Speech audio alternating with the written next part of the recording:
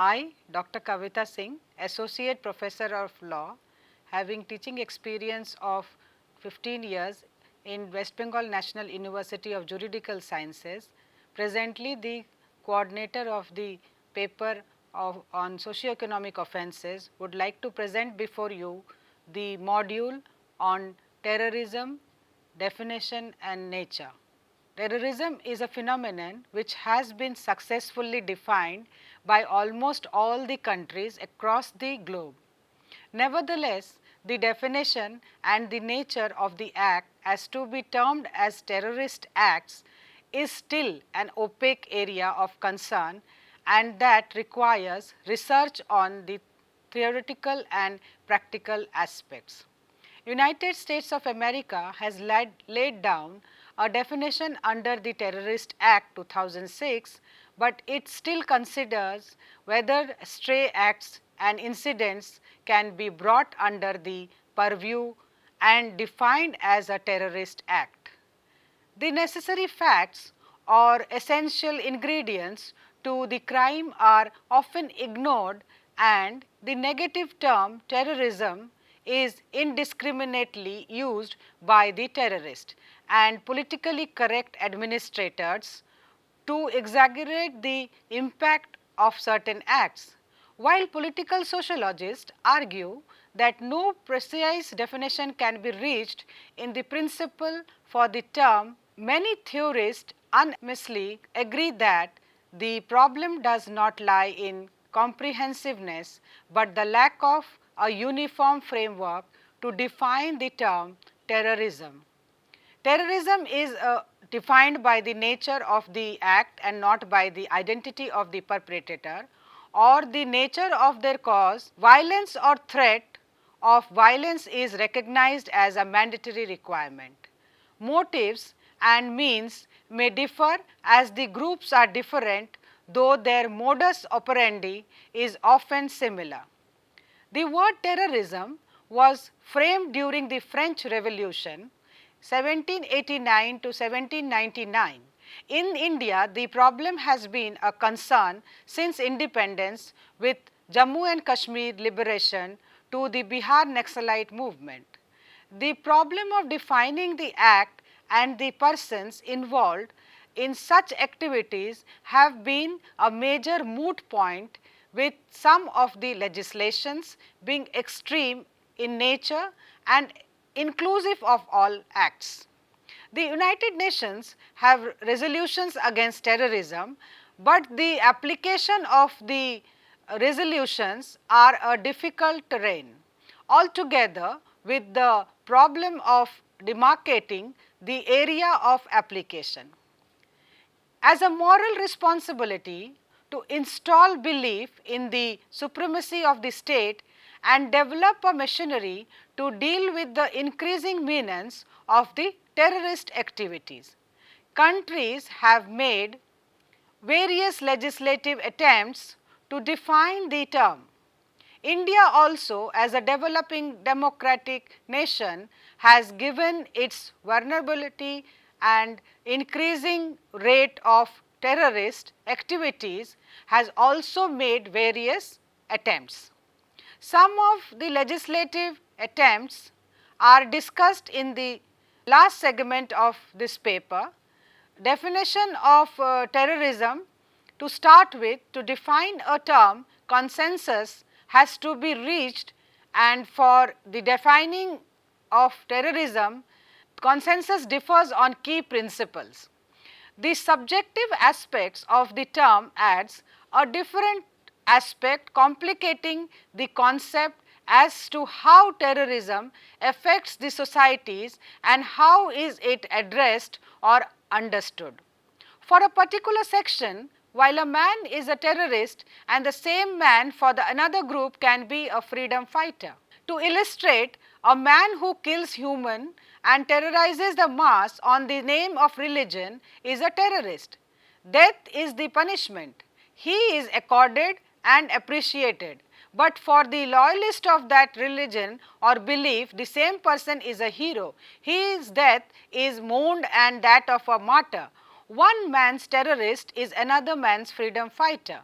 As per Johnson, terrorism can be of four types: ethnic, nationalist, ideological and pathological or religious. There can be also a form depending on the nature of weapon or material used to create the psychological effect of threatening on the masses. These kinds can be bioterrorism, use of biological hazardous substance to create scare and unrest; nuclear terrorism, use of nuclear weapons or threats to procure and use the weapon; cyber terrorism and gene terrorism. These kinds are advanced stages with the use of technology and modification of the basic components.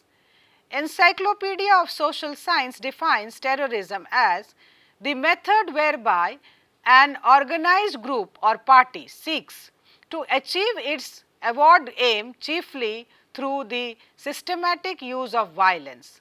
Terrorist acts are directed against persons who as individual agents or representatives of the authority interfere with consummation of the objective of such a group. Terrorism is a complex phenomena for policymakers. The problem of defining terrorism has cropped in many domestic and international debates, but wide range of publicity has been received by the terrorist groups due to the increased network of mass communication with higher potentials of backfires or misfires. Terrorism is discreetly applied. Organizations tend to be selective to use it as a policy to carry out the revolutionary process to gain popularity in the population and gain support. Indiscriminate or hostile use of terrorism has often in the past made people hostile to terrorists. For instances, in Naxalite movement in Bengal, Naxalites liberally use terror and indulge in terrorist acts. Such acts raised doubt about the movement and the people revolted against the rising. Public support was withdrawn and the government successfully curbed the terror activities. To have a meaningful impact, the activities of the terrorist have to be meaningful, relevant to the case as well as coordinated with control over the extraneous and well as remotely relevant variables. Group activities cannot per se be defined as terrorist activities. Terrorists in today's scenario are not a bunch of indoctrinate nationalists, but often repressed individuals who vent out their frustrations and delusionism by killing or gruesome act of heinous crime. A bunch of youth in their frustration with life and their lives conditions involve themselves in drinking, kidnapping and ransom killing. The motive is to seize power, but create revolutionary changes wherein terror is used as a weapon. The activities are reckless and the outcome is out of the control of the members involved. This cannot be termed to be terrorism and lacks the basic requirements of a purpose and controlled execution of acts in the furtherance of the same. Now we come down to nature of terrorism. Mohan and Grist define terrorism as an ideological and political concept. It ought to be defined by the nature of the act itself. Terrorists want power and seek to change the current system in order to obtain their power. Thus, the nature of act differs and so does the categorization based on the specific characteristics of the act. Based on the nature of acts, terrorism can be categorized into state terrorism. The state can be the target or sponsor terrorism to thwart efforts of any extreme group to jeopardize with the supremacy of the state and the power of any government. Religious terrorism, when certain extremist group for the sake of promoting or establishing a particular religious belief indulge in activities of threat and terror. These terrorisms are ideology oriented and depends on the interest of the group such as the Mao terrorist or Naxalites. right-wing terrorism, left-wing terrorism, terrorism, pathological terrorism, issue-oriented terrorism, terrorist acts which are for a particular issue on the mind of the group of terrorists such as insurgency, etc. Narco-terrorism, when narcotics and other materials are used to create the terror effect, for instances the SCARS effect in USA or the radioactive leakage used by groups to terrorize the public and cause harm. However, the nature of the terrorism is dominated by the two radical opposite views. One view is that terrorism is the name of distinctive class of especially immoral actions, and the other view is that other violent actions may be justified morally while terrorism is essentially wrong, sans justification of any kind. According to Lewis Richardson, the only universally accepted attribute of the term terrorism is that it is pejorative. Terrorism is something that bad guys do. Classifying and evaluating particular acts and purpose behind them is one of the means of the ascertaining the nature of the act as terrorism. The negative aspects of the definition does not eliminate the possibility of neutral definition. Terrorism nature also depends on the aim of the terrorist. When the state is the target, it can be state terrorism, but if state can also be sponsor to the terrorism, the arbitrary logic of preemptive steps are some of the instances where in the recent past countries like the United States of America has involved itself in the class of such acts. There is similarity in the provision of the state sponsored torture and non-state terrorism.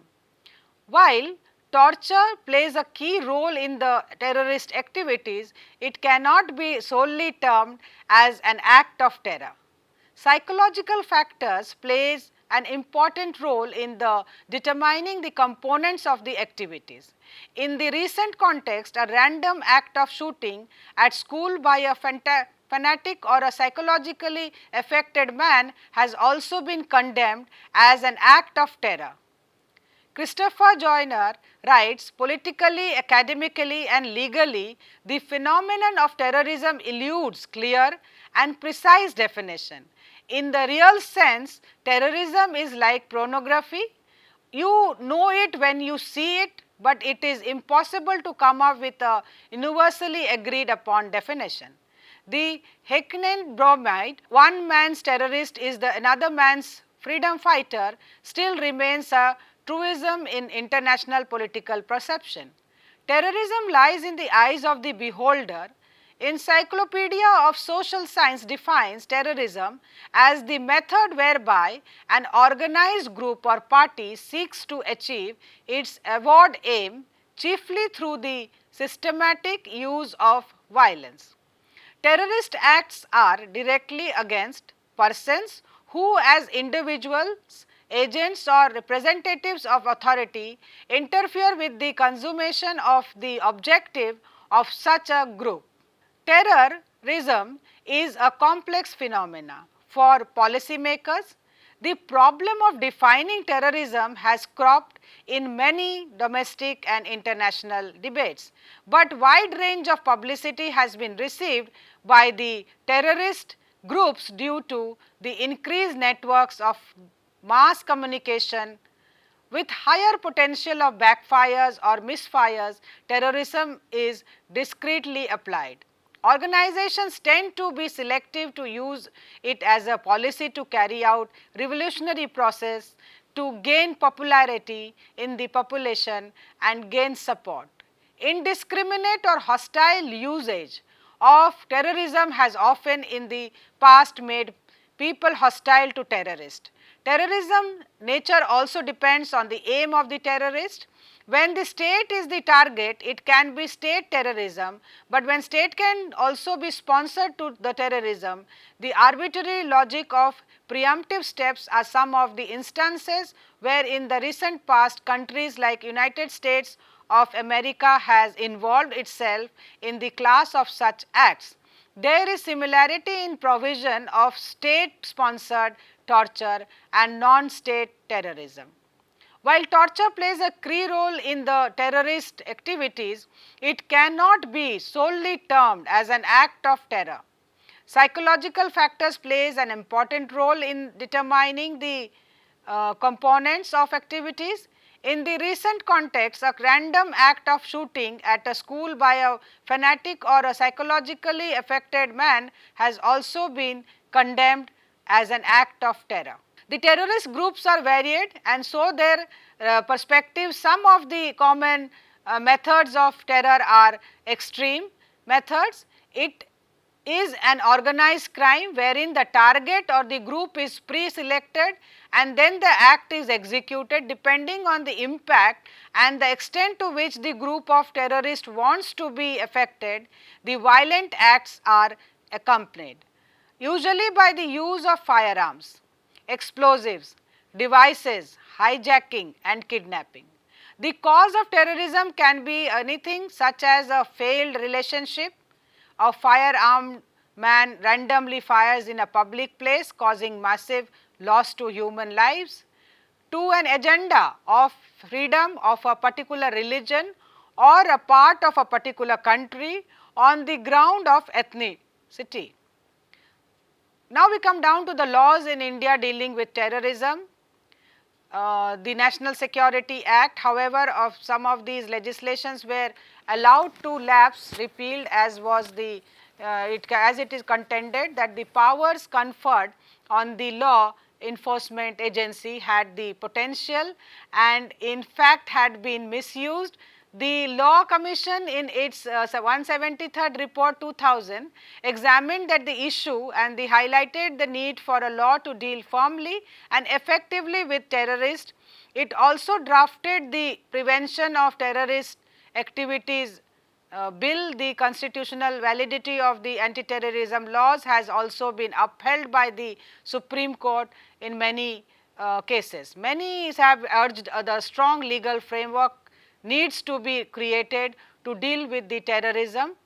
Clearly, there is a felt need to strengthen the hands of the security forces in the fight against terror, even as a human rights and constitutional values are protected.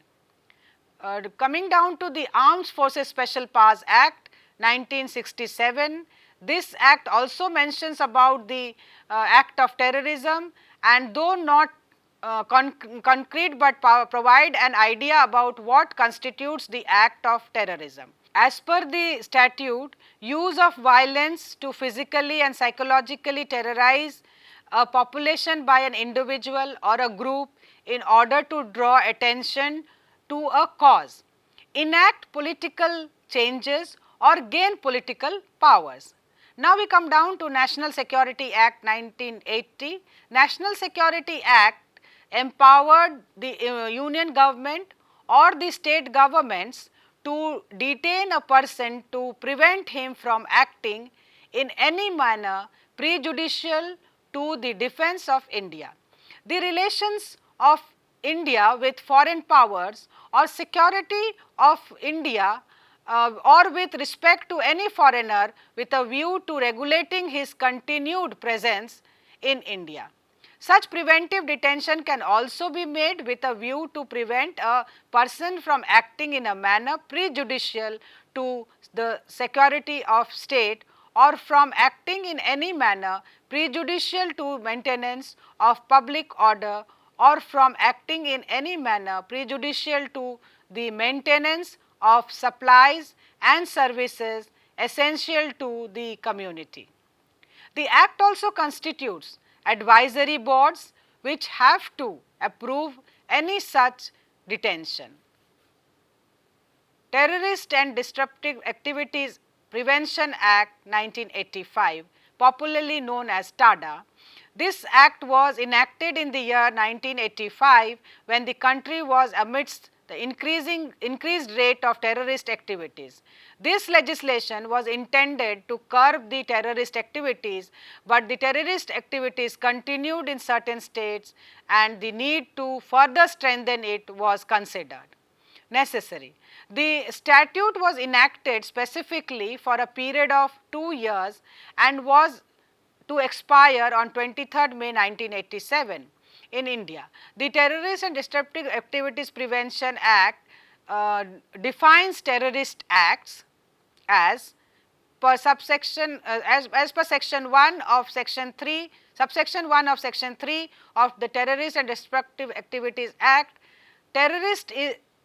Act is defined as whoever with intent to override the government as by law established to strike terror in the people or any section of the people, or to elevate any section of the people, or to adversely affect the harmony among different sections of the people, does an act or a thing by using bombs, dynamites or other explosive substances or inflammable substances or firearms or other lethal weapons or poisons or noxious gases or other chemical or any other substances, whether biological or chemical, otherwise a hazardous nature, in such a manner as to cause or be likely to cause death or injuries to any person, or damages or destruction of property or disruption of any supplies or services essential to the life of community, commits a terrorist act. Supreme Court of India took note of it in Kartar Singh versus State of Punjab 1994, where it observed that the country has been in the fire grip of spiraling terrorist violence and is caught between deadly pangs of destructive activities. Constitutional validity of TADA was challenged in this case, and Apex Court upheld the validity of the act. The Apex Court from the very beginning looked into the matter in a broader perspective, acknowledged the fact that the existing situation in the country was strange.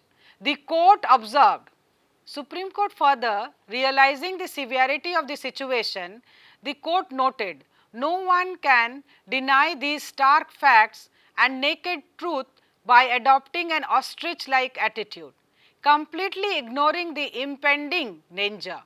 Procedure to record confessions was streamlined by the Supreme Court in Kartar Singh, where 6 safeguards were defined, which was to be employed while recording a confession. POTA incorporated these safeguards in section 32, which required that a police officer shall, before recording any confession made by an accused under subsection 1 of section 32, explains to such person in writing that he is not bound to make a confession, and that if he does so, it may be used against him.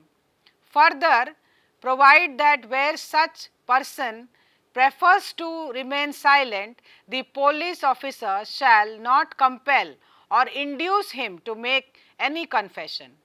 Under clause 3 of the same section, it laid down that the confession shall be recorded in an atmosphere free from threat or inducement, and shall be in the same language in which the person makes it. Under clause 4, the person from whom a confession has been recorded under subsection 1 shall be produced before the court of Chief Metropolitan Magistrate or the court of Chief Judicial Magistrate along with the original statement of confession, written or recorded on mechanical or electronic device within 48 hours. Further, under clause 5, the Chief Metropolitan Magistrate or the Chief Judicial Magistrate shall record the statement, if any, made by the person so produced and get his signature or thumb impression, and if there is any complaint of torture, such person shall be directed to be produced before medical examination. A medical officer not lower the rank then an assistant civil engineer, surgeon, and thereafter he shall be sent to judicial custody. Another significant departure from TADA is that if the detainee's confession is not recorded before a magistrate within 48 hours, such confession fails to carry credence. In Shaheen Welfare Association versus Union of India, for the purpose of granting bail to TADA detainees, Supreme Court divided that under trials into three classes, namely hardcore under trials whose release would prejudice the prosecution case and whose liberty may prove to be a menace to society in general and to the complainant and prosecution witnesses in particular.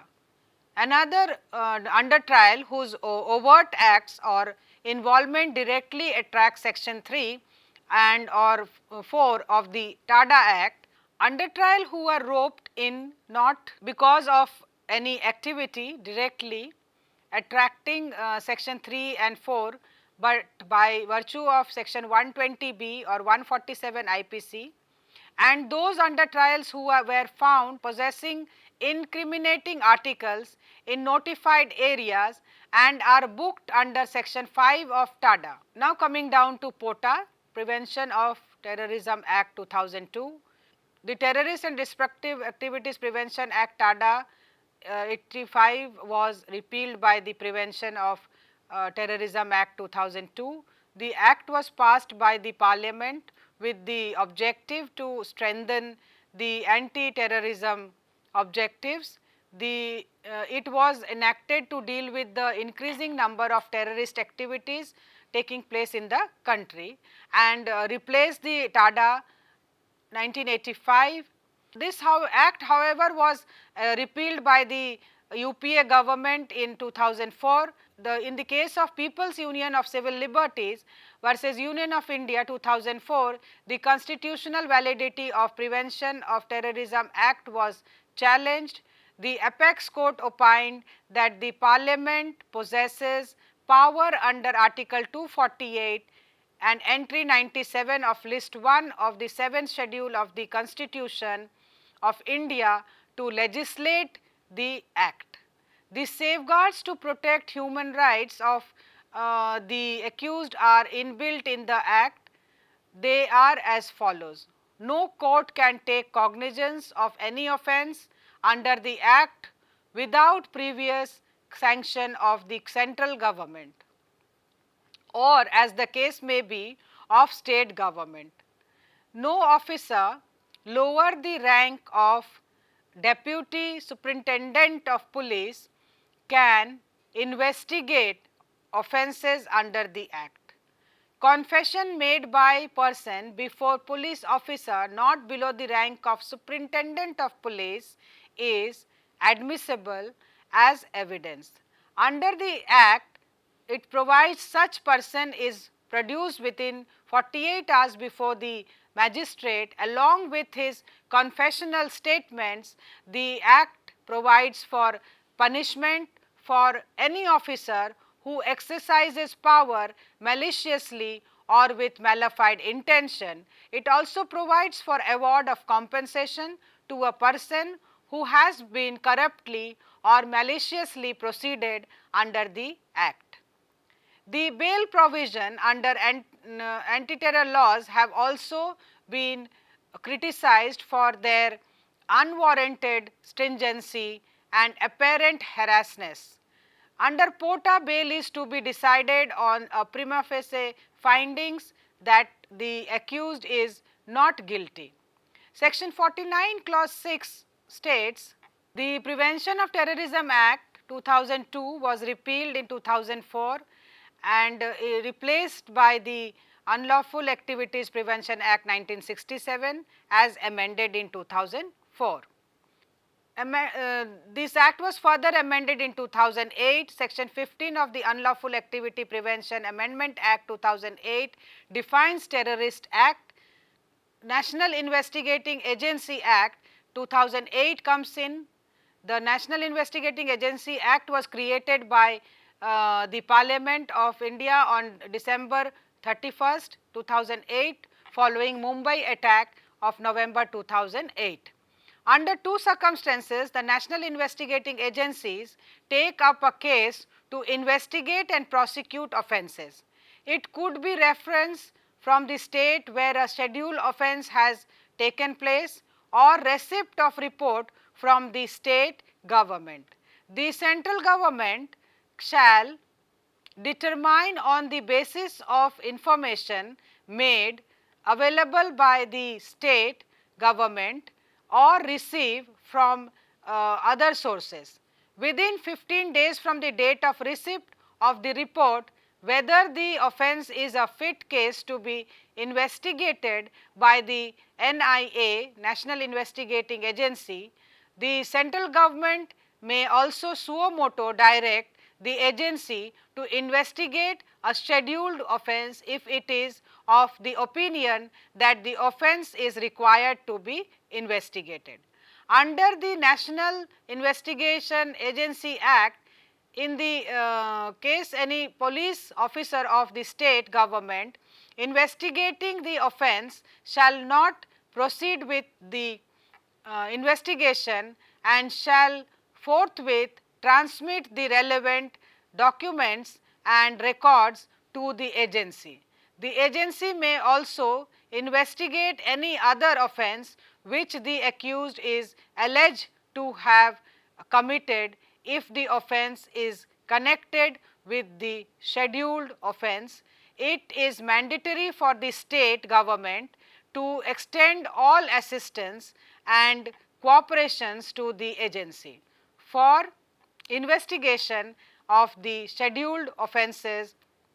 The National Investigating Agency may also ask the state government to associate itself with the investigation, and after investigation the matter, if any agency find that the matter is not so important, it may with the previous approval of the central government transfer the case to the state government for investigation and trial of the offence. Coming to conclusion, confusion of the term is politically ideal situation as the definition of the act and the nature of terrorism widely and by large remains vague. It is neither clear nor precisely defined by the terrorist. The term terrorism is a hodgepodge of different and confusing uses and prevalent practices. India as a developing country has tried instilling various principles in it, and the legislatures have been quite innovative with introduction of the provisions and legislations, but understanding the straitjacket term is difficult due to the complexity of the nature of the term terrorism. While some acts are categorically exempted from being termed as terrorist acts, the claim of the terrorist that terrorism lied in the eyes of the beholder cannot be undermined or ignored with the spurt in the varied activities which have the required threat effect and all essential ingredients of terrorizing masses. Thank you for patiently listening the lecture.